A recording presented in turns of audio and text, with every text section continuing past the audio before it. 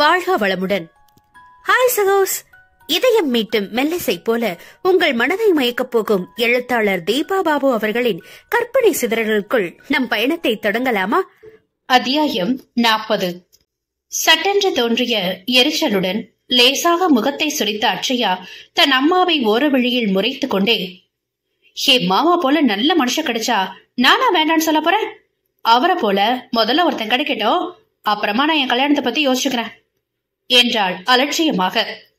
அம்மா போன்ற பெண்தான் வேண்டும் என வேண்டுகோள் வைத்து காலத்திற்கும் பிரம்மச்சாரியாய் தனிமையில் வாழ்ந்து வரும் விநாயக பெருமான் போன்று தானும் எப்படியும் சாதித்து விடலாம் என்று கனவு கோட்டை கட்டினாள். இப்படி பேசின எப்படி? உன் அத்தை ரொம்பவும் பொறுமைசாலின்றதுனால மாமாவும் அதுக்கு ஏத்த மாதிரி அமைஞ்சான். உன்ன மாதிரி அடம் பிடிச்ச கழுதுக்கெல்லாம் ஓ வழியில போய் உன்னை அடக்கிறவனாதான் வரணும் என்று வழக்கமான தாயாய் கமலா அதட்ட, இக்கால மகளாகி அவள் மட்டும் அமைதி அடைந்து விடுவாளா என்ன? அட்சயா வாயை திறக்கும் முன்னர் சித்தார்த் வேகமாக முந்திக் கொண்டான். ஹே, அம்மாவும் பொண்ணு முதல்ல உங்களோட சண்டையை கொஞ்சம் நிறுத்துங்க. வீட்டுக்கு வந்திருக்க எங்களை பேச விடாம நீங்களே சண்டை போட்டுட்டு இருக்கீங்க என்று கண்களை உருட்டினான். அதில் அட்சயாவின் முகம் மெல்லமாக இலக தன் தாயிடம் தர்க்கம் செய்வதை விடுத்து மாமனிடம் ஆர்வமாய் திரும்பி கவனத்தை செலுத்திய பொழுது அவன் அருகில் அமர்ந்திருக்கும் சிந்துவின் நமட்டு சிரிப்பை யோசனையோடு கவனித்து அவள் பேசியதன் உட்கருத்தை தனக்குள் ஆராய்ந்தபடி தான் எதையும் சமாளிக்க தயார் என்பது போல வேகமாக நிமிர்ந்து அமர்ந்தாள். அவங்க எப்போதும் அப்படிதான், திருத்த முடியாது. நீ சொல்ல வந்தது சொல்லுப்பா என்று சிந்துவிடம் விசாரித்தார் பார்வதி. அது அத்த, நேத்து கருணுக்காக அருந்ததிய பொண்ணு கேட்டு ரிச்சர்ட சந்திச்சு பேசணும். அவளுடைய படிப்பு முடிஞ்சிட்டதுனால நம்ம விருப்பத்தை சொல்லி அவங்களோட சம்மதத்தை கேட்டோம். ரிச்சர்டுக்கு ரொம்ப சந்தோஷம். நம்ம குடும்பத்துல பொண்ணு கொடுக்க அவனுக்கு பரம திருப்தி என்று சந்தோஷமாக முருவளித்தான். பின்ன நம்ம வீட்டுல வந்து வாழ அந்த பொண்ணுக்கு கொடுத்து வச்சிருக்க வேணாமா என்றார் பார்வதி பெருமையாக.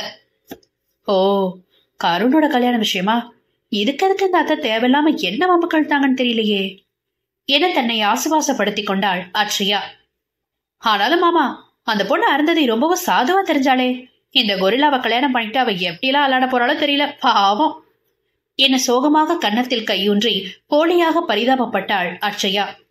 வாயாடி உன்ன என்று கமலா கை ஓங்க அதை தடுத்து பிடித்த சிந்துஜா, அதுக்கு என்னடி செல்லம், இனிமே உன் கொரில்லாவை எப்படியெல்லாம் சமாளிக்கணும்னு அருந்ததிக்கு நீ நல்லா கத்து கொடுத்துட்டு, தட்ஸ் ஆல், ப்ராப்ளம் சால்வ்ட் என்று தோள்களை குலுக்கினாள்.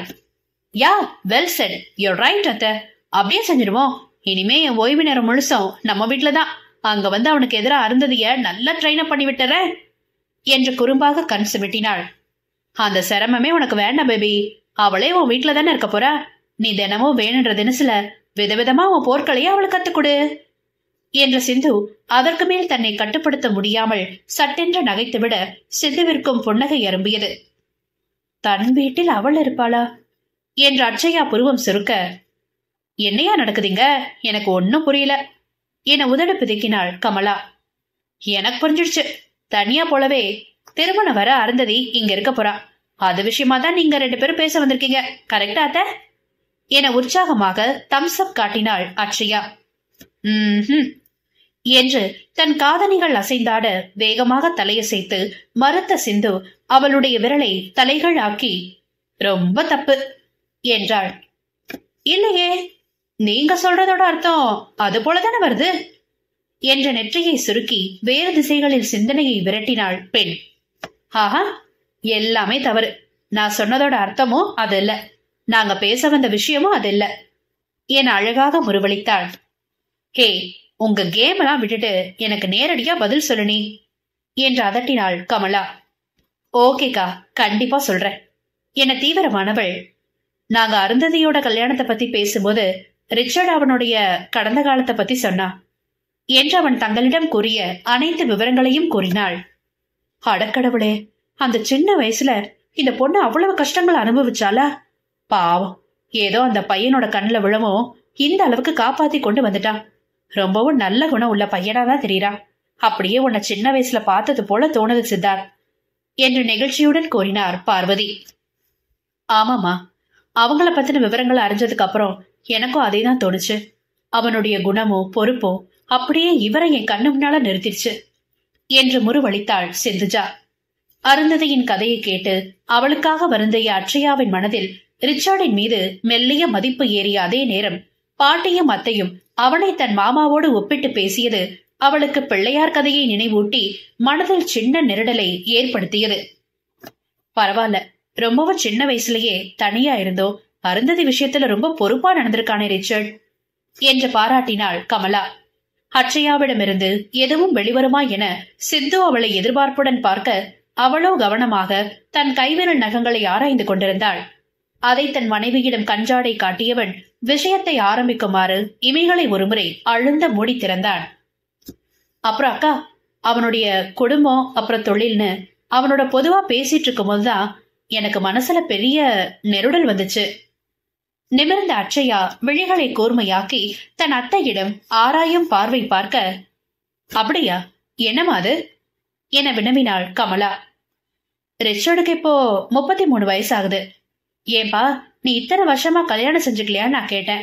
சரியான பருவத்துல திருமணத்தை முடிச்சிருந்தா அருந்ததிய உன்னோட உங்க வீட்டுல தங்க வைக்கிறதுல எந்தவித சங்கடமும் வந்திருக்காதேன்னு கேட்டதுக்கு அவன் கொடுத்த பதில் என் இதயத்தையே உருக்கிடுச்சு என்று அவன் தரப்பு கவலையை எடுத்துரைத்த சிந்துஜா கவனமாக அட்சயாவிடம் பார்வையை திருப்பாமல் இருந்தாள்.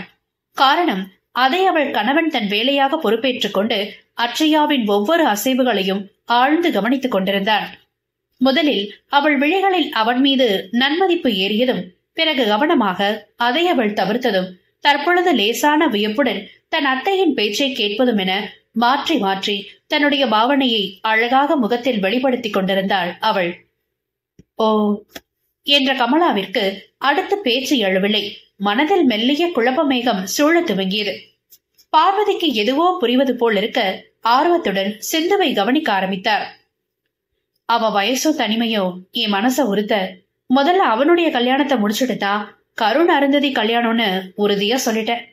ரிச்சர்டோ அதெல்லாம் இல்ல, முதல்ல அவங்களுக்கு முடிச்சிடலான்னு தன்னால முடிஞ்ச மட்டும் என்கிட்ட விவாதிச்சு பார்த்தா வெட்டிடு வேணானா, கடைசி வரை ஒத்துக்கவே இல்ல. அவனுக்கு தான் உடனடியா திருமணம்னு பிடிவாதமா இருந்தேன். நான் செஞ்சது சரிதானக்கா? ஆமா ஆமா என்ற கமலாவிற்கு தன் மகளை குறித்து மனதில் ஏக்கம் எழுந்தது. பிறகு அவனுக்கு பிடித்த மாதிரியான பொண்ணா தேடணுமேனு அவனுடைய எதிர்பார்ப்புகள் குறிச்சு விசாரிச்சோம். அவன் ஒரே வழியில முடிச்சிட்டான். எனக்கு நல்ல கலகலப்பான பொண்ணோட உங்க குடும்பம் மாதிரி உறவுகளை மதிச்சு எங்களோட உரிமை எடுத்து பழகுற குடும்பமாவும் வேணும்னு சொன்னான். எங்க 2 பேருக்கு உடனே பழிச்சுன்னு அச்சையாவும் நம்ம வேணும் தான் தோணுச்சு என்று புன்னகைத்தாள். சிந்து என்ற நிகழ்வான அழைப்புடன் கமலாவின் விழிகள் கலங்க துவங்க, அக்கா என்னது, எங்களுக்கு மட்டும் நம்ம பொண்ணு மேல அக்கறை இல்லையா என்ன என்று அவள் கரத்தை பாசத்துடன் பிடித்துக் கொண்டாள். அட்சயாவின் முகம் பொலிவிழந்து இறுக துவங்க தன் விழிகளை துடைத்துக் கொண்ட கமலா, சரி அதுக்கு ரிச்சர்ட் என்ன சொன்னா, சொன்னாரு என்றாள் ஆவலுடன். ஓ, மாப்பிள்ள மரியாதையா என்று நகைத்த சிந்து, என்ன சொல்லுவா, நம்ம வீட்டு விசேஷத்துல இவளும் கருணை அடிச்ச லூட்டியதா நேர்ல பார்த்தவனாச்சே, பிடிக்காம போமா என்ன? அவனுக்கு இவளை கல்யாணம் செஞ்சுக்கிறதுல பரிபூர்ண சம்மதம். ஆனா அட்சயா உங்க எல்லாரோட விருப்பமும் இதுல முக்கியம் இல்லையா, அதனால எங்களை தூது அனுப்பியிருக்கான் என்றாள். கடவுளே, எங்களோட இத்தனை வருஷ காத்திருப்புக்கு நல்ல வாழ்க்கையாதான் என் பேத்திக்கு கை காமிச்சிருக்க.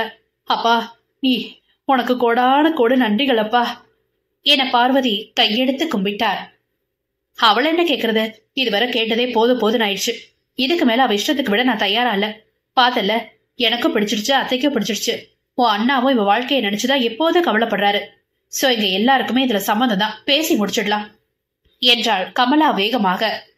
நோனோ, அது தப்புக்கா, வாழ போறவ இவளுடைய விருப்பம் தான் இதுல ரொம்ப முக்கியம் என்று மறுத்த சிந்து அட்சயாவிடம் திரும்பி அவள் கையை பற்றி கொண்டு, எங்க பாருடா, ரிச்சர்ட எங்க எல்லாருக்குமே ரொம்ப பிடிச்சிருக்கு.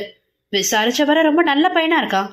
நீ அவனை கல்யாணம் செஞ்சுக்கிட்டா ஒண்ணுக்குள்ள ஒன்னா உறவா நமக்குள்ள எந்த பிரிவும் இல்லாம நாம எல்லாரும் ஒரே குடும்பமா சந்தோஷமா வாழலாம்.